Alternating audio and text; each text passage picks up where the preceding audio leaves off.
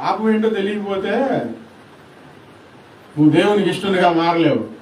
దేవునికి నీకు సంబంధం ఎప్పుడు కలవదు. పాపాన్ని గుర్తించిన వారే ధన్యులు. ఈ పాపానికి ప్రాయశ్చిత్తం జరిగించుకున్న వారు ధన్యులు. పాప ప్రాయశ్చిత్తం ఎలా జరుగుతుంది? పాపానికి ప్రాయశ్చిత్తం జరగాలి. పాపం ఎలా తుడిచివేయబడుతుంది? కంటిలో రోగానికి కంటి మందు ఉంది, చెవిలో రోగానికి చెవి మందు ఉంది, పేగుల్లో రోగానికి పేగుల మందు ఉంది, మోకాళ్ళ నొప్పులకి మోకాళ్ళ రోగానికి మోకాళ్ళ మందు ఉంది. దేనికి దానికి మందులు ఉన్నాయి.